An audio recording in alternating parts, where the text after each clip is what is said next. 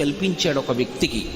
అది ఎవరికి? మర్త్యలోకంలో జగద్వైఖరికి భిన్నంగా పరమశివుడు ఒక అద్భుతమైనటువంటి స్థితిని కల్పించాడు ఒక వ్యక్తికి.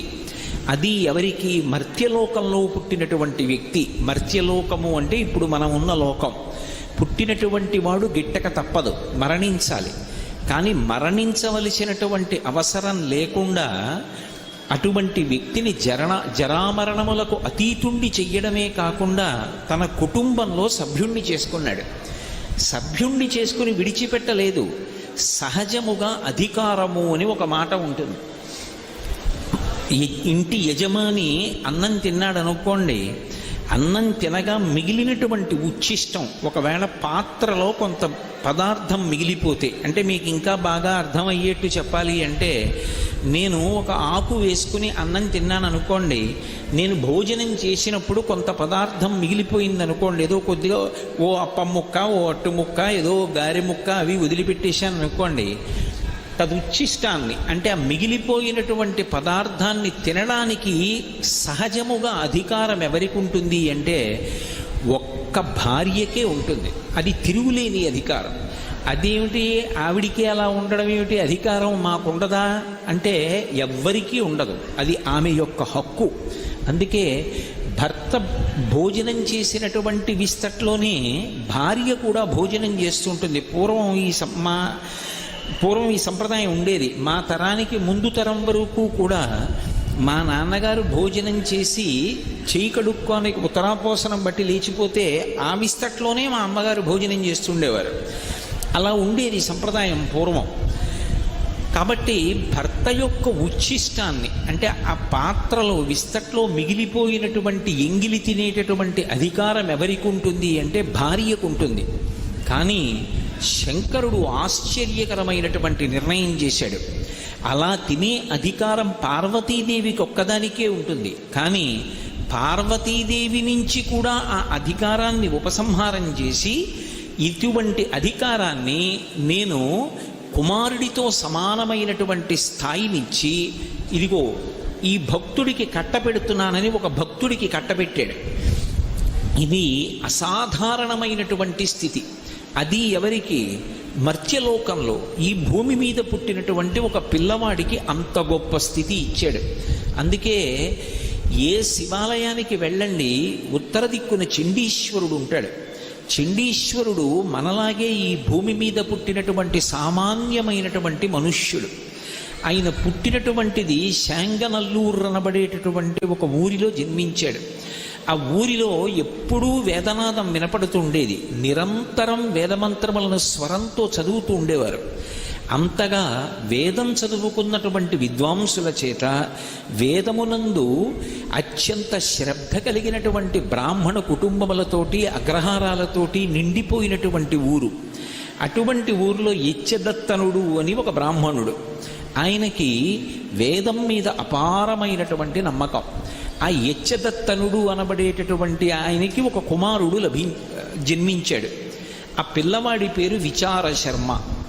ఆ విచారశర్మ చిన్నతనంలోనే యుక్తమైనటువంటి వయస్సులో ఉపనయనం పొందాడు. తండ్రి ఉపనయనం చేసి వేద విద్యాభ్యాసం కోసమని గురువుగారి దగ్గరికి పంపించాడు. చక్కగా వేదమంతా చదువుకున్నాడు. స్వరంతో మంత్రానికి ప్రాణప్రతిష్ఠ చేసి పలుకుతాడు. అటువంటి పిల్లవాడు ఒక రోజున బ్రహ్మచారులతో కలిసి వీధిలో వెడుతున్నాడు. వెడుతుండగా అటుగా కొన్ని గోవులు వెళ్ళిపోతున్నాయి. ఆవులు వెడుతున్నాయి. ఆ ఆవులను కాపాడేటటువంటి రక్షకుడు ఆ వెనక వెడుతున్నటువంటి వ్యక్తి ఒక పెద్ద కర్ర తీసుకుని ఆ ఆవు యొక్క వీపు మీద గట్టిగా మోస్తున్నాడు. ఈ పిల్లవాడు పరుగున వెళ్ళి ఆ గొల్లవాని చేతిలో కర్ర పట్టుకున్నాడు. పట్టుకుని అన్నాడు, ఏమయ్యా గవామంగేషు తిష్టంతి భువనాని చతుర్దశ అని సామెత. సామెత ఏమి? లోకోక్తి లేదా ఆర్యోక్తి, పెద్దల చేత చెప్పబడింది. అసలు ఈ 14 లోకములు దేని ఎందుంటాయి అంటే ఆవు యొక్క శరీరంలో ఉంటాయి. అంత పూజనీయమైనటువంటి ప్రాణి ఆవు. అటువంటి ఆవుని పట్టుకొని కర్ర పెట్టి కొడుతున్నావే, దీని చేత విశేషమైనటువంటి పాపాన్ని సంతరించుకోవట్లేదా? ఎందుకు కొడతావు? ఆవుని విడిచిపెట్టు. నీకు అసలు ఆవుని పోషించడం రాదు. ఆవుని ఎంత పవిత్రంగా చూడాలో, ఆవుని ఎలా కాపాడాలో, ఆవుకి ఎలా మేత పెట్టాలో నీకు తెలియలేదు. కాబట్టి నువ్వు విడిచిపెట్టేసేయి. ఇవాళ నుంచి ఈ గోవులన్నిటినీ కూడా నేను పొలానికి తీసుకెళ్ళి కడుపు నిండా మేపి తీసుకొస్తానన్నాడు. అంతగా వేదం చదువుకున్నటువంటి ఆ పిల్లవాడు చేసినటువంటి అభ్యర్థనని తిరస్కరించలేక ఆ గొల్లవాడు ఆ ఆవుల మందని ఈ పిల్లవాడికి అప్పచెప్పాడు. పిల్లవాడు తండ్రి యొక్క అనుమతి తీసుకుని ప్రతిరోజు ఈ గోవులన్నింటినీ తీసుకెళ్ళి పొలంలో మేపుతూ ఉండేవాడు. ఆవులు మేస్తూ ఉండేవి, ఈయనేమో వేదమంత్రాలన్నింటినీ ఆమ్నాయం చేస్తూ ఉండేవాడు. ఆ ఆవులు ఎంతో ప్రీతి చెందాయి. ఆ వేదంలో చెప్పబడినటువంటి మంత్రభాగాన్ని విని ఆనందించినటువంటి ఆ గోవుల యొక్క సమూహం ప్రతిరోజు కూడా ఒక వరుస క్రమంలో ఆవులన్నీ విచారశర్మ దగ్గరికి వచ్చి పాలు విడిచిపెడుతుండేవి. ఆవు పాలు నిష్కారణంగా పోవడం ఎందుకు అని ఈ పిల్లవాడు కొన్ని కుండలు తీసుకొచ్చి అక్కడ పెడితే ఒక్కొక్క ఆవు వచ్చి దాని పొదుగు కుండ మీదకు వచ్చేటట్టుగా నిలబడి శిరములలోంచి తమంత తాముగా పాలు స్రవించి కుండలు నింపి వెళ్ళిపోతుండేవి. ఈ పిల్లవాడు ఈ పాలన్నింటినీ కూడా తీసుకెళ్ళి ఒక చోట పెట్టి ఆ ఇసుకలోనే ఒక దేవాలయం కట్టేవాడు. ఇసుకలో దేవాలయం కట్టడం మీరు చూసి ఉంటారు. ఇక్కడే ఏలూరు పక్కనే తమ్మిలేరు అని చెప్పి ఒక ఏరు ఉంది. చిన్నప్పుడు మేమందరం ఆ ఏట్లో ఆడుకున్న వాళ్ళమే. పాదం అందులో పెట్టి దాని మీద తడి ఇసుక వేసి గట్టిగా నొక్కితే అది ఏదో ఒక ఇల్లు కట్టినట్టుగా ఏర్పడుతుంది.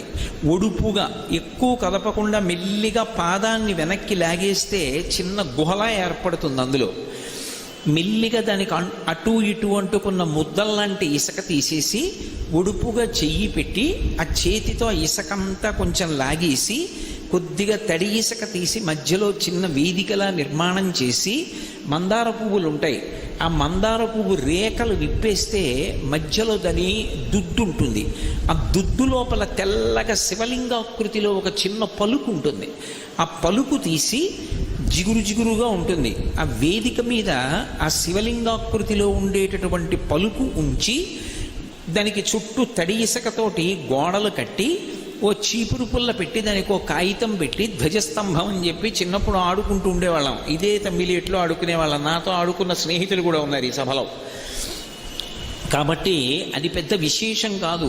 ఏటి ఒడ్డున ఉన్నవాళ్ళు, నదీ తీరంలో ఉన్నవాళ్ళు, సముద్రపు ఒడ్డున ఆడుకునేవాళ్ళు ఇటువంటివి చేస్తూ ఉంటారు. విచారశర్మ ప్రతిరోజు అలా ఒక దేవాలయాన్ని నిర్మాణం చేసేవాడు. అక్కడ కుండలు పెడితే ఆవులు తీసుకొచ్చి పాలు విడిచిపెట్టేవి. సైకతలింగం చేసేవాడు. ఇసుకతో శివలింగాన్ని చేసి మైమరచిపోయి పరమానందంతో, నేను ఉపన్యాసం ప్రారంభించినప్పుడు శంకర భగవత్పాదుల యొక్క శ్లోకాన్ని ఉటంకించానే, ఆనందాశ్రుభిరాతనూతి పులకం నైర్మల్యతశ్చాదనం వాచా శంఖముఖస్థితైశ్చ జఠరాపూర్తిం చరిత్రామృతై రుద్రాక్షైర్భసితేన దేవ వపుషో రక్షాం భవద్భావనా పర్యంకే వినివేశ్య భక్తి జననీం భక్తార్భకం రక్షతి. పరమభక్తితో ఆ పాలు చేత్తో పట్టుకొని వేదమంత్రాలు చదువుతూ అక్కడ ఉన్నటువంటి సైకతలింగంలో పరమశివుణ్ణి దర్శనం చేస్తుండేవాడు. ఈ పాలు సన్నటి ధార పోస్తూ నమస్తే అస్తు భగవన్ విశ్వేశ్వరాయ మహాదేవాయ త్రయంబకాయ త్రిపురాంతకాయ త్రికాగ్నికాలాయ కాలాగ్నిరుద్రాయ నీలకంఠాయ మృత్యుంజయాయ సర్వేశ్వరాయ సదాశివాయ శ్రీమన్మహాదేవాయ నమః అంటూ పోస్తూ పరవశించిపోతుండేవాడు. ఈ స్వరంతో కూడుకున్న వేదమంత్రాలన్నీ వింటూ ఆవులన్నీ మేత మేస్తుండేవి. ఇలా కొంతకాలం అయిపోయింది. ఎవరో అసలు దానిలో ఉన్నటువంటి వైభవాన్ని తెలుసుకోలేని నా వంటి అమాయకుడు ఒకడో ఆ దారిని వెళ్ళిపోతున్నాడు. వెళ్ళిపోతూ చూశాడు, అయ్యయ్యో ఈ పిల్లవాడు ఆవుల పాలన్నీ పితికి తీసుకొచ్చి కుండల్లో పెడుతున్నాడు, వీటిని మట్టిలో పోసేస్తున్నాడు. ఇలా పాలు పితకకుండా ఉంటే తమంత తాముగా ఆవులు విడిచిపెట్టాయని ఆ అమాయకుడు అనుకోలేదు. ఈ పిల్లవాడు పితికి తెచ్చాడు అనుకున్నాడు. ఇలా ఈ ఆవుల పాలు పితికి తేకుండా ఉంటే ఈ పాలన్నీ కూడా యజమానులకు దక్కేవి. సాయంకాలం ఇంటికి వెళ్ళిన తర్వాత యజమానులు పాలు పితుక్కునేవారు. ఎంత నష్టం జరుగుతోంది పిల్లవాడి వల్ల అని వెళ్ళి యజమానులకు చెప్పాడు. ఆ ఆవుల యజమానులందరూ కలిసి విచారశర్మ యొక్క తండ్రి అయిన ఇచ్చదత్తనుణ్ణి నిలదీశారు. నీ కుమారుడు ఆవుల్ని రక్షిస్తానని తీసుకెళ్లి గోవుల యొక్క పాలు తీసి మట్టిలో పోసేస్తున్నట్ట, దానివల్ల పాలన్నీ నిరర్ధకమైపోతున్నాయి, కాబట్టి నీ కొడుకుని నువ్వు నిగ్రహించవలసింది అన్నారు. అసలు పిల్లవాడు ఏం చేస్తున్నాడో చూడాలనుకున్నాడు ఇచ్చదత్తనుడు. నేను అడగడం ఎందుకు, అడిగితే అబద్ధం చెప్పచ్చు, లేదా రేపటి నుంచి పితకడం మానేయచ్చు, మళ్ళీ 4 రోజులు ఆగి పితకవచ్చు. కాబట్టి తప్పు చేస్తుండగా పిల్లాడిని పట్టుకుంటే మందలించడం చాలా తేలిక అని ఈ పిల్లవాడు విచారశర్మ బయలుదేరడానికి ముందే తండ్రి ఇచ్చదత్తనుడు బయలుదేరి ఒక చెట్టు ఎక్కి చెట్టు కొమ్మలలో కూర్చున్నాడు. కూర్చుని ఉండగా ఈ పిల్లవాడు ఆవులు అన్నీ అక్కడ మెయ్యడానికి విడిచిపెట్టాడు. అక్కడ చక్కగా ఇసుకలో ఒక పెద్ద దేవాలయాన్ని నిర్మాణం చేశాడు. దానికి తడి ఇసుకతోటి గోడ కట్టాడు, దానికి ఉపాలయాలు నిర్మించాడు, దానికి ముఖమంటపం అన్నాడు, అర్ధమంటపం అన్నాడు, సభామంటపం అన్నాడు, కళ్యాణ మంటపం అన్నాడు. దాని ముందు బ్రాహ్మణులు వచ్చి కూర్చునేటటువంటి సంధ్యావందనం చేసుకునే అరుగులు అన్నాడు. అక్కడ ఒక పెద్ద తటాకం అన్నాడు. స్వామివారు వాహన సేవల కోసం నిమంత్రణం చేయబడినటువంటి వాహనములన్నీ కూడా పెట్టేటటువంటి వాహన మంటపం అన్నాడు. వీటన్నింటికి ఇసుకతో మంటపాలు కట్టుకున్నాడు. ఎంతసేపు పడుతుంది? 2 చేతులతో ఇసుక ఇలా ఇలా ఇలా ఇలా అంటూ గోడ కట్టేయచ్చు. పెద్ద దేవాలయం కట్టాడు. ఇప్పుడు ఆ దేవాలయంలో పిల్లకి వెళ్ళి కూర్చున్నాను అని కూర్చున్నాడు. అక్కడ కుండలు పెట్టాడు. ఆ ఆవులు ప్రతిస్పందించేవి అతని భావనకి. అవి వచ్చి ఒక్కొక్క ఆవు 4 శిరములలో 1 శిరము నుండి పాలు విడిచిపెట్టేవి, మిగిలిన 3 శిరములలోంచి పాలు వదిలేవి కావు. పొదుగులోని 1 శిరములో పాలు విడిచిపెట్టి వెళ్ళిపోతున్నాయి. కుండల నిండా పాలు వచ్చాయి. ఇప్పుడు ఆ పాలు అక్కడ పెట్టుకున్నాడు. రుద్రమంత్రాలతో పరమశివుడికి అభిషేకం మొదలుపెట్టాడు. మొదలు పెట్టగానే చెట్టు మీద కూర్చున్న తండ్రి చూశాడు. అరే రే రే రే రే ఎంత పని చేస్తున్నాడు రా పిల్లాడు, నిన్నటి రోజున వాళ్ళు చెప్పినది యథార్థమే, ఈ పిల్లవాడు పాలన్నీ తీసుకెళ్ళి ఇసుకలో పోసేస్తున్నాడు, నిష్కారణంగా పాలన్నీ పాడైపోతున్నాయి అని కోపంతో పిల్లవాడు అభిషేకం మొదలు పెట్టగానే చెట్టు దిగొచ్చాడు. చెట్టు దిగొట్టి పిల్లవాడి భుజం మీద చెయ్యి వేసి గట్టిగా కుదిపాడు. విచారశర్మ విచారశర్మ అని. కానీ ఆ పిల్లవాడు తదేక నిష్టలో చదవడం నోటికి అలవాటైపోయింది కాబట్టి నోరు స్వరంతో మంత్రం చెప్తోంది. కానీ ఆయన మనస వాచ కర్మణ పూర్తిగా శివభక్తిలో మునిగిపోయి ఉన్నాడు. అతనికి ఆ సైకతలింగంలో పరమశివుడు ప్రత్యక్షం అవుతున్నాడు. పరమానందంతో ఆవు పాలు పోస్తూ అభిషేకం చేస్తున్నాడు. తండ్రి పిలిచినా కుదిపినా పలకలేదు. ఆ తండ్రికి ఎక్కడ లేని కోపం వచ్చింది. ఈ పిల్లవాడు పిలిస్తే పలకట్లేదని కాలుతో అక్కడ ఉన్నటువంటి ఆవు పాల కుండని ఒక్క తన్ను తన్నాడు. కుండ బద్దలైపోయి ఆవు పాలన్నీ కింద పడిపోయి అక్కడ ఉన్నటువంటి ఆ దేవాలయాన్ని ఇసుకతో కట్టినటువంటి దాన్ని ఒక్క తన్ను తన్నాడు.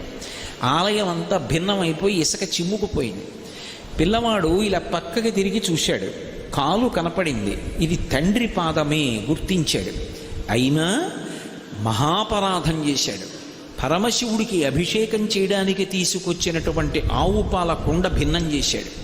అక్కడతో ఊరుకోకుండా ఆకాలితోటే శివాలయాన్ని ధ్వంసం చేశాడు.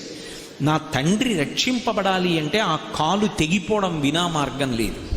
నా తండ్రిని రక్షించుకోవడానికి, ఈ అపరాధం నుంచి గట్టెక్కించడానికి ఏ కాలుతో ఆవు పాల కుండని ఇసుకతో కట్టిన దేవాలయాన్ని తన్నాడో ఆ కాలు నేను నరికేస్తానని అక్కడ ఉన్నటువంటి గొడ్డలిని ఒకదాన్ని తీసి తండ్రి కాలి మీద విసిరాడు. ఆ గొడ్డలి తగిలి తండ్రి కాలు తెగిపోయి రక్తధారలు కారిపోతుండగా తండ్రి కింద పడి శరీరం విడిచిపెట్టాడు. పశ్చాత్తాపడకుండా శివ ఇంత అపరాధం చేశాడు, నా తండ్రి క్షమించమని శివుడికి విజ్ఞాపన చేశాడు. పరమశివుడు అతని యొక్క భక్తికి కదిలిపోయాడు. ఇది శంకర భగవత్పాదులు అంటారు, గభీరే కాసారే విశతి విజనే ఘోర విపినే విశాలే శైలీ చ భ్రమతి కుసుమార్థం జడమతి సమర్ప్యై చేత సరసిజముమానాధభవతే సుఖేనావస్థాతుం జనయిహన జానాతి కిమహో అంటారు. మనసార దర్శనం చేస్తూ ఆయన పాదముల మీద ఒక్క మారేడు దళం వేస్తే చాలు, పరమ సంతోషాన్ని పొందుతాడు. ఆయన కానిది, ఆయన ఇవ్వనిది లోకంలో ఏముంది కనుక విచారశర్మ యొక్క అపారమైనటువంటి భక్తికి పరవశించినటువంటి శంకరుడు పార్వతీ సహితుడై వృషభవాహనారూఢుడై భూమి మీదకి దిగి ప్రత్యక్షమయ్యాడు. వెంటనే విచారశర్మ లేచాడు, స్తోత్రం చేశాడు. అడగకుండా పరమశివుడు వరమిచ్చాడు. ఇక నుంచి నా గణములలో ఒక గణానికి నిన్ను అధిపతిని చేస్తున్నాను, నీ పేరు చండీశ్వరుడు అని పిలుస్తారు. ఈశ్వర శబ్దంతో పిలవబడతావు. నంది ఎలా నందీశ్వరుడు అనిపించుకున్నాడో నువ్వు చండీశ్వరుడు అనిపించుకుంటావు. నీవు ఎప్పుడూ నా దగ్గర ఉంటావు. నేను కట్టుకుని విప్పినటువంటి బట్టలు, నేను ధరించి విడిచిపెట్టినటువంటి ఆభరణములు, నేను తినగా మిగిలినటువంటి ఉచ్ఛిష్టము అంటే అశేషము మిగిలిపోయినటువంటి పదార్థము నీకు మాత్రమే దక్కుతాయి. ఇక పైన ఎవ్వరూ కూడా వాటిని తీసుకోవడానికి వీల్లేదు, అవి నీకు మాత్రమే దక్కుతాయని చెప్పి వరమిచ్చాడు. అందుకే ప్రతి శివాలయంలోనూ ఉత్తర దిక్కున చండీశ్వర స్థానం ఉంటుంది. చిన్న గుడి ఉంటుంది. అందులో చండీశ్వరుడు ఎప్పుడు యోగనిష్టలో ఉంటాడు. ఆయన పద్మాసనం వేసుకొని హృత్పద్మమునందు మనసులో ఆ పార్వతీ పరమేశ్వరుల దర్శనం చేస్తూ రమిస్తూ ఉంటాడు. మనం ఒక కొబ్బరికాయ శివాలయానికి పట్టుకెళ్ళామనుకోండి, ఆ కొబ్బరికాయ కొట్టి 2 చెక్కలు ఈశ్వరుడికి నైవేద్యం పెట్టి మనకి ప్రసాదంగా సగం ఇస్తారు. ఓ కొబ్బరి చెక్క ఇస్తారు, కాసిన అరటిపళ్ళు ఇస్తారు. ఇస్తే వాటిని తిన్నగా ఇంటికి తెచ్చుకోకూడదు. శివుడి యొక్క నిర్మాల్యాన్ని, ప్రసాదాన్ని విడిచిపెట్టేయకూడదు. చాలామంది తెలిసి తెలియక ఒక మాట అంటుంటారు, శివాలయం నుంచి ప్రసాదం తెచ్చుకోకూడదు అంటుంటారు. బాగా వినండి, శివాలయం నుంచి ప్రసాదం పట్టికెళ్ళి తీరాలి ఇంటికి. దాన్ని గోడ మీద పెట్టేయడం, నంది దగ్గర పెట్టేయడం, అటువంటి పిచ్చి పనులు చేయకూడదు. ప్రసాద తిరస్కారము బహుదోషము, ప్రసాదాన్ని తిరస్కరించకూడదు. అందుకే అన్నవరం సత్యనారాయణ స్వామి కథలో ప్రసాదాన్ని తీసుకోకుండా ఆ పిల్ల భర్తని చూడ్డానికి వెళితే పడవ మునిగిపోతుంది. ఒక కథలో ఏమిటి, ప్రసాదం తినకపోతే పడవలో ముంచేసేటంతటి పైశాచికవాదే పరమేశ్వరుడు? అంత పైశాచిక మనస్తత్వం ఉన్నవాడా? కాదు. ప్రసాదము అంటే అనుగ్రహము, ఈశ్వరానుగ్రహము ప్రసాదం రూపంలో లోపలికి వెళ్ళి అందులో 6వ వంతు మనస్సుగా మారి మనకున్నటువంటి సమస్యలకి కావలసినటువంటి పరిష్కారం అదే మనసులో బుద్ధి నిర్ణయించి ప్రచోదనం చేస్తుంది. ఆ ప్రసాదం లోపలికెడితే సమస్యకి పరిష్కారం లోపల పుడుతుంది. అలా ఆ ప్రసాదము ఈశ్వరానుగ్రహము కనుక ఎవరు ప్రసాదమును తిరస్కరించాడో వాడు ఈశ్వరుడి యొక్క అనుగ్రహాన్ని తిరస్కరించినట్లు లెక్క. ఈశ్వరానుగ్రహాన్ని తిరస్కరిస్తూ వెడితే ఈశ్వరుడి యొక్క ఆగ్రహమునకు గురవుతాం. అందుకే శివాలయంలో కూడా ప్రసాదాన్ని తిరస్కరించకూడదు. కానీ శివాలయంలో ప్రసాదం ఇచ్చినప్పుడు అది ఒక మారేడు దళమో ఒక పువ్వో అనుకోండి, అది పట్టుకుని చండీశ్వర స్థానం దగ్గరికి వెళ్ళాలి. వెళ్ళి ఆయన దగ్గరికి వెళ్ళి కొంతమంది చప్పట్లు కొడుతూ ఉంటారు. ఎందుకండి కొట్టారు అన్నారనుకోండి, ఆయనకి చెవుడండి అందుకని అలా కొడితే తప్ప ఆయన వినడంటారు. చాలా పొరపాటు. ఆయనకి చెవుడు మూగ అటువంటివి ఏం లేవు. ఆయన మహానుభావుడు, యోగనిష్టలో ఉంటాడు. ఎప్పుడు హృత్పద్మమునందు పార్వతీ పరమేశ్వరుల దర్శనం చేస్తూ కన్నులు మూసుకుని ఉంటాడు. ఆయన దగ్గరికి వెళ్ళి చిటిక వెయ్యాలి. అందుకే చిటికల చండీశ్వరుడు అంటారు. ఇలా చిటిక వేశాననుకోండి, ఆయన కళ్ళు విప్పుతాడు. ఇలా ఎందుకు రానా తపస్సు భగ్నం చేశావు, ఎందుకు చిటిక వేశావు అని ఇలా కళ్ళు విప్పుతాడు. వెంటనే మనకిచ్చిన ప్రసాదం ఆయనకి చూపించి, స్వామి శంకరుడు తినగా మిగిలిన ప్రసాదాన్ని నేను ఇంటికి పట్టుకెడుతున్నాను అనుగ్రహంగా, కానీ అది మీకు దక్కాలి అని చెప్పి శివుడి యొక్క శాసనం, మీరు అనుగ్రహించండి, దీన్ని ఇంటికి పట్టుకెడతానని ఇలా ఆయనకి చూపించాలి. చూపిస్తే ఆయన చూసి శుభం భూయా పట్టుకెళ్ళంటాడు. అప్పుడు ఆ ప్రసాదాన్ని ఇంటికి తెచ్చుకోవాలి. శివాలయంలో ప్రసాదాన్ని తెచ్చుకునేటటువంటి విధానం అది. అలా తెచ్చుకోవాలి. అంతేకాని అది మారేడు దళం లాంటిది అనుకోండి, శ్రీశైలం లాంటి క్షేత్రాల్లో అయితే ఒక మారేడు దళం అయితే దాన్ని నోట్లో వేసుకొని నవిలి మింగేస్తారు. కానీ ఇన్ని మారేడు దళాలు ఇచ్చారనుకోండి, ఏం చేయాలి? నంది మీద పెట్టకూడదు. బాగా జ్ఞాపకం ఉంచుకోండి ఈ మాట. శివ నిర్మాల్యమునకు ఒక పెద్ద విశేషం ఉంది. శివ నిర్మాల్యము అంటే శివుడికి పూజించినటువంటి పదార్థం నేల మీద పడి ఉండగా తొక్కినా, దాన్ని దాటినా పూర్వజన్మలలో చేసుకున్న పుణ్యం, ఇప్పటి వరకు చేసుకున్నటువంటి పుణ్యం క్షయమైపోతాయి, పోతాయి. అందుకే ఎవరు నందీశ్వరుడి మీద అలా పెట్టేస్తారో వాళ్ళ వల్ల పోతూ ఉంటుంది ఇతరులకు పుణ్యం. ఎందుకని వాడు నంది మీద పెట్టి వెళ్ళిపోతాడు. గాలి వేసింది, ఆ మారేడు దళాలు కింద పడిపోయి, కింద పడిపోయినటువంటి మారేడు దళాన్ని వెనక వెళ్ళిన వాడు తొక్కాడు. ఇప్పుడు ఆ పాపం ఎవరిది? ఇద్దరికీ వస్తుంది. కానీ ప్రధానంగా పాపం ఎవరిది? నందీశ్వరుడి మీద పెట్టిన వాడికి. నందీశ్వరుడి మీద పెట్టకూడదు. అతిభక్తి అన్న పేరుతోటి అఘాయిత్య పనులు చేయకూడదు. కొంతమంది తీసుకెళ్ళి శివాలయంలో ఓ అరటిపండు ఇచ్చారనుకోండి, ఓ ముక్క తీసి నందీశ్వరుడి యొక్క ఆ మూతికి రాసేసి వెళ్ళిపోతారు. అక్కడి నుంచి ఇంతంత ఈగలు బయలుదేరి ఆయన నోటి చుట్టూ ముక్కుల్లోకి వెడుతుంటాయి. ఆయన నిరంతరము శివదర్శనం చేస్తుంటాడు. ఆయనకి అది ధ్యానభంగం కల్పిస్తుందా, కల్పించదా? ఒక ఆలయంలోకి వెళ్ళాము అంటే ఆలయం యొక్క మర్యాదని పాటించాలి. ఆలయం ఒక్కరికి సంబంధించినది కాదు. దేవాలయం అనేటటువంటిది అందరి ఆత్మోద్ధరణకు సంబంధించినటువంటి విషయం. ఆలయం విషయంలో అందరూ సంతోషపడేటట్టు, అందరూ ఉద్ధరణ పొందేటట్టు ప్రవర్తించాలి తప్ప ఆలయ వ్యవస్థ యొక్క పవిత్రత పాడయ్యేటట్టుగా ఏ ఒక్కరూ ప్రవర్తించడానికి అధికారము పొంది ఉండరు. అందుకే నంది మీద పెట్టకూడదు ఎప్పుడూ నిర్మాల్యాన్ని. చండీశ్వరుడి దగ్గరికి వెళ్ళి చూపించాలి. అది ఇన్ని మారేడు దళాలో ఇన్ని విడి పువ్వులో ఇచ్చారనుకోండి, ఆ చండీశ్వరుడి దగ్గర విడిచిపెట్టి, స్వామి నేను కళ్ళకద్దుకుని తల మీద పెట్టుకుని వెడుతున్నాను, నాకు ప్రసాద స్వీకార ఫలితాన్ని అనుగ్రహించండి, ఈశ్వర ప్రసాదం స్వీకరించినట్లుగా నన్ను కాపాడండి అని అక్కడ పెట్టి వెళ్ళిపోవచ్చు. అదో కొబ్బరి చెక్కో అరటిపండు అనుకోండి, చక్కగా ఇంటికి పట్టుకెళ్ళి అందరూ సేవించవచ్చు తప్ప శివాలయంలో ప్రసాదం ఇంటికి తీసుకెళ్ళకూడదు అనేటటువంటి మాట ఎక్కడా లేదు.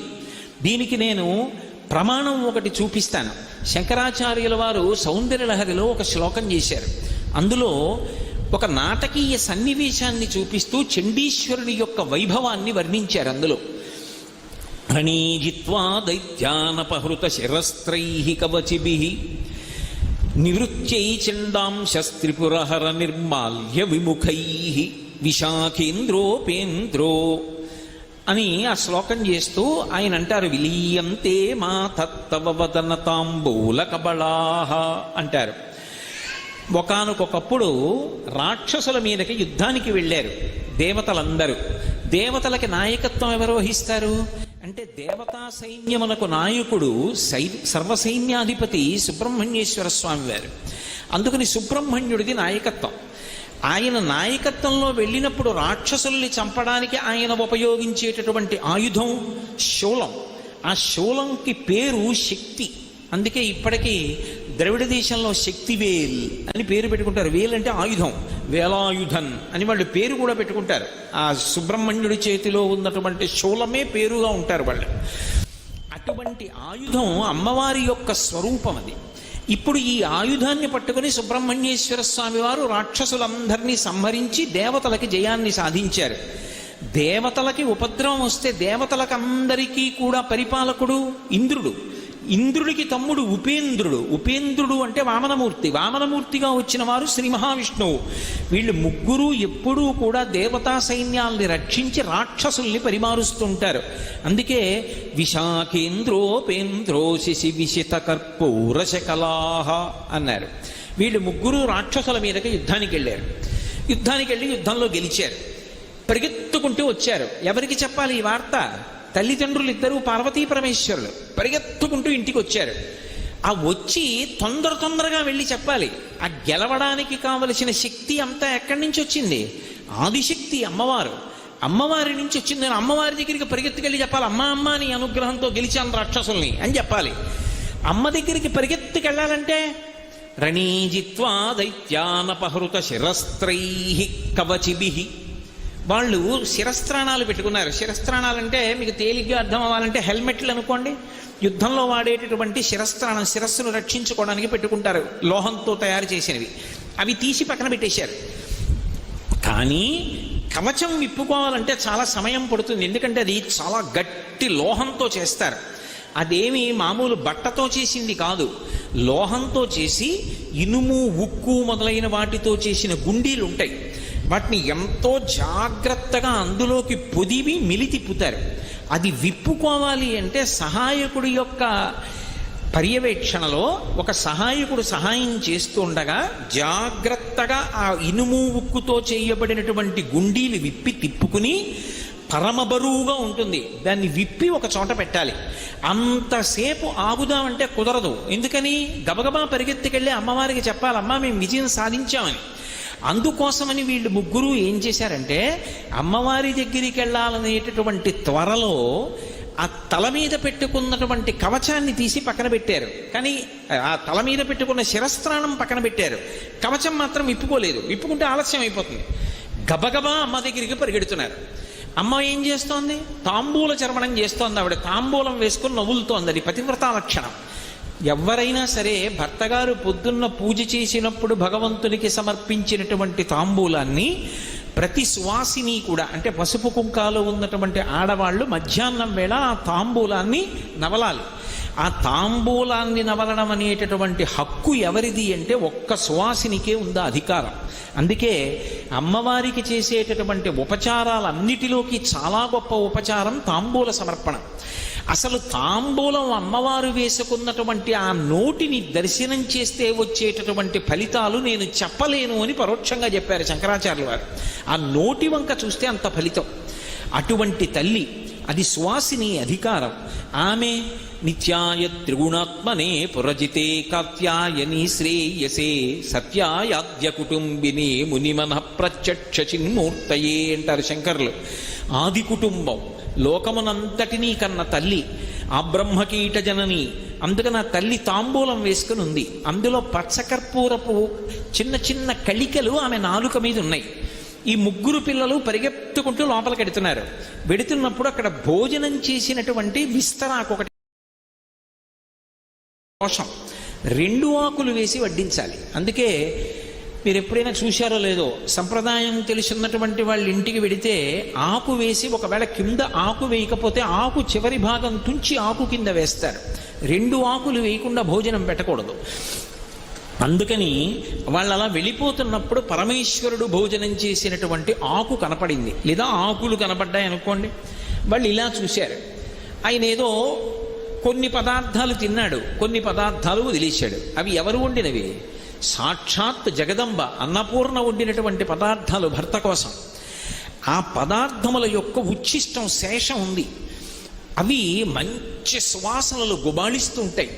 వీళ్ళు యుద్ధం చేసి వస్తున్నారు. ఎంత ఆకలి మీద ఉంటారు, అందులో పిల్లలు. ఇప్పుడు ఈ ముగ్గురు ఆకలితో అటు చూసి, నాన్నగారు తినగా మిగిలిన పదార్థం కాబట్టి మనం తినచ్చు అని వెళ్ళలేదుట. ఎందుకు వెళ్ళలేదు అంటే, నివృత్యై చండాంశస్త్రిపురహర నిర్మాల్య విముఖై. త్రిపురాసుర సంహారం చేసినటువంటి మహానుభావుడైనటువంటి శంకరుడు తన భార్య తన బిడ్డలు తినడానికి సహజంగా అధికారం ఉంటే కాదు అని చండీశ్వరుడికి ఇచ్చాడు అధికారం.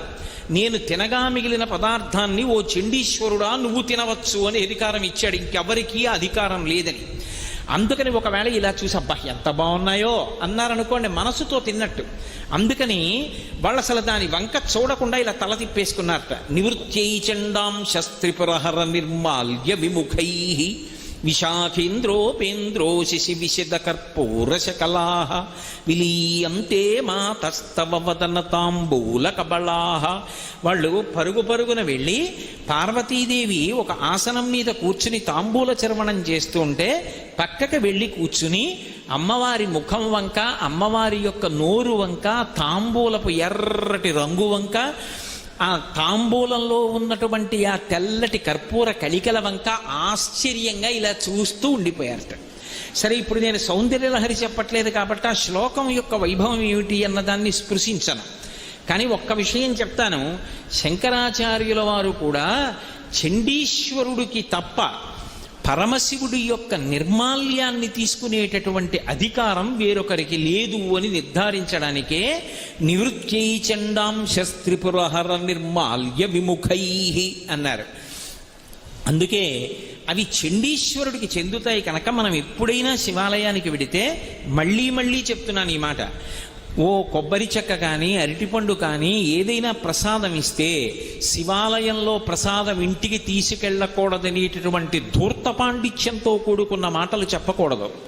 అది చండీశ్వరుడి దగ్గరికి తీసుకెళ్లి చిటిక వేసి ఆయనకి చూపించి ఆయన అనుగ్రహంతో ఆయన అనుమతితో వాటిని ఇంటికి తెచ్చుకోవాలి. తెచ్చుకుని తత్ప్రసాదాన్ని కుటుంబం అందరూ కూడా స్వీకరించాలి. కాబట్టి చండీశ్వరుడికి అంత గొప్ప అధికారం ఇచ్చాడు. అందుకే ఎక్కడ శివాలయం ఉన్నా సరే శివాలయంలో ఉత్తర దిక్కున చండీశ్వరుడు ఉంటాడు. నిర్మాల్యం అంతా కూడా ఉత్తర దిక్కుకు విసర్జించాలి, ఎందుకంటే చండీశ్వరుడి వైపుకు వెళ్ళిపోవాలి. అందుకే మీరు ఎప్పుడైనా శివాలయానికి వెడితే పానవట్టం ఎటువైపుకుందో అదే ఉత్తర దిక్కు అని గుర్తు. మహానుభావుడు ధూర్జటి శ్రీకాళహస్తి మాహాత్మ్యం చేస్తూ ఒక మాట అంటాడు. ఉదయగ్రావము పానవట్టము అభిషేకో తత్ప్రవాహంబు వార్ధి ధరిధ్వాంతము ధూపధూమము జలదీప ప్రభారాశి కౌముది తారానివహంబులద్భుత సుమంబులుగా తమోదూత సఖ్యతమై సీత గభస్తి బింబ శివలింగం బొప్పె ప్రాచీదిశం అంటాడు. దేవతలు చేసినటువంటి అభిషేక జలాలన్నీ ఉత్తర దిక్కున సముద్రంగా పడిపోయాయి అంటాడు. శివ నిర్మాల్యం అంతా కూడా ఉత్తర దిక్కుగా విసర్జిస్తారు. పూజ మొదలు పెట్టగానే ఉత్తర దిక్కుగా నిర్మాల్యం తీస్తారు. కారణం ఏమిటంటే అది చండీశ్వరుడికి దక్కాలి అని. ఎవరైనా లోకంలో ఆ హక్కుని వేరొకరికి ఇచ్చేటటువంటి అధికారం లేదు. నేను భోజనం చేస్తే నేను భోజనం చేసినటువంటి పాత్రలో మిగిలినటువంటి పదార్థాన్ని నేను ఇవ్వకపోయినా సరే తినేటటువంటి అధికారం సహజంగా ఎవరిది అంటే నా ఇల్లాలిది, నా భార్యది సహజమైన అధికారం. ఆమె నన్ను అడగక్కర్లేదు. నేను విడిచిపెట్టిన ఉచ్ఛిష్టాన్ని తాను తినచ్చు. కానీ ఒక్క శంకరుడు మాత్రం లోకములకన్నింటికీ అధినాయకుడైనప్పటికీ మాతాచ పార్వతీదేవి పితాదేవో మహేశ్వర అని లోకములకంతటికీ తండ్రి అయినప్పటికీ పార్వతీదేవికి సహజంగా ఉండవలసినటువంటి అధికారాన్ని కాదని తను తినగా మిగిలినటువంటి పదార్థాన్ని తినేటటువంటి అధికారాన్ని చండీశ్వరుడికి కట్టబెట్టి చండీశ్వరుణ్ణి తన కుటుంబంలో ఒక సభ్యుడిగా చేసుకున్నాడు. అంటే పరమశివుని యొక్క అనుగ్రహము, ఆయన ఔదార్యము ఎంత స్థాయిలో ఉంటుందో ఎవరు ఊహించలేరు. అందుకే శివుడికి ఒక నామం ఉంది, పటవే నమః అని. అంటే దానికి అర్థం ఏమిటంటే ఆయన ఏమి ఇవ్వగలడు అంటే ఆయన ఇది ఇవ్వగలడు అని చెప్పడం ఎవ్వరూ కూడా చెప్పలేనటువంటి స్థితి. ఆయన ఏదైనా ఇవ్వగలడు. ఒకానొకప్పుడు ఉపమన్యువుకి పాలసముద్రాన్ని సృష్టించి ఇచ్చాడు. మన్మధుణ్ణి 3వ కంటి మంటతో సంహారం చేశాడు. యమధర్మరాజు గారిని ఎడమకాలితో తన్ని పడగొట్టాడు.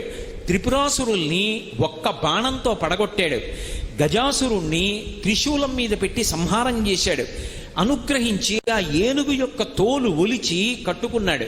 ఒకానొకప్పుడు వ్యాఘ్రాన్ని మునులు ప్రయోగిస్తే అవలీలగా ఎత్తి పైకెత్తి పట్టుకున్నాడు. ఆయన చెయ్యలేనటువంటి కృత్యములు లేవు. అతిమానుషిత అద్భుతమైనటువంటి చేష్టితములు. అందుకే శంకరుడి దగ్గరికి వెళ్ళి మనకేం కావాలి అన్నది అసలు మనం అడగక్కర్లేదు. ఒక్క నమస్కారం చేస్తే చాలు. శివుని శిరమున కాసిన్ని నీళ్లు చల్లి పత్తిరి సుమంత నెవ్వాడు పారవయిచు కామధేనువు వానింటి గడి పశువు అల్ల సురశాఖ వానింటి మల్లె చెట్టు. ఇలా అభిషేకం చెయ్యక్కర్లేదుట. పట్టికెళ్ళి ఇలా నీళ్లు ఇలా చిమ్మాడు ఆయన మీద. ఓ మారేడు దళం పట్టుకెళ్ళి ఇలా విసిరి పారేశాడు. పరమ సంతోషపడిపోయి కామధేనువుని తీసుకొచ్చి వాడింట్లో ఆవుగా కట్టేసి కల్పవృక్షాన్ని తీసుకొచ్చి వాడింట్లో మల్లె చెట్టుగా పాతి పెడతాట. అంతటి అనుగ్రహప్రదాత, అంతటి దయాళు. కాబట్టే శంకరుడి పరివారంలోకి చేరడం కాదు, శంకరుడి యొక్క కుటుంబంలో సభ్యత్వాన్ని పొందగలిగాడు చండీశ్వరుడు. ఎవరు? మనలాగే పుట్టినటువంటి ఒక మర్త్యుడు, సామాన్యమైనటువంటి మానవుడు తదేక దృష్టితో పరమభక్తితో సైకతలింగానికి అభిషేకం చేసినటువంటి కారణం చేత శివాపరాధాన్ని క్షమించలేనటువంటి కరడు కట్టిన భక్తితో నిలబడినటువంటి కారణం చేత శివానుగ్రహాన్ని పొంది అంత స్థానాన్ని పొందాడు. అంటే శివ పరివారం గురించి తెలుసుకోవడం ఎందుకు అంటే 2 కారణముల చేత తెలుసుకుంటారు. ఒకటి, మనం చేసేటటువంటి దోషములుంటే దిద్దుకోవడానికి. ఒక శివాలయానికి వెళ్ళినప్పుడు ప్రసాదాన్ని ఎలా తీసుకోవాలి అన్నది ఎలా తెలుస్తుంది? చండీశ్వరుడి గాథ తెలుసుకుంటే తెలుస్తుంది. 2, శంకరుడు ఎంత ఉదార హృదయుడు. శంకరుడు దేన్నైనా ఎంత అవలీలగా ఇచ్చేస్తాడు. ఇది ఇవ్వడమా ఇది ఇవ్వకపోవడమా అనేటటువంటి అరమరిక లేనివాడు అన్న సత్యం ఆయన యొక్క పరివారానికి సంబంధించినటువంటి విశేషాన్ని తెలుసుకున్నప్పుడు అర్థమవుతుంది. అంతటి మహానుభావుడు. అందుకే ప్రతి శివాలయంలో కూడా ఉత్తర దిక్కున చండీశ్వరుడు ఉంటాడు. చక్కగా చండీశ్వరుడికి నమస్కరించి చిటిక వేసి ఆయనకి ప్రసాదాన్ని చూపించి ఇంటికి పట్టుకెళ్ళి దాన్ని కుటుంబం అంతా స్వీకరించి పరమశివుని యొక్క పరిపూర్ణమైనటువంటి అనుగ్రహానికి పాత్రులు కావాలి.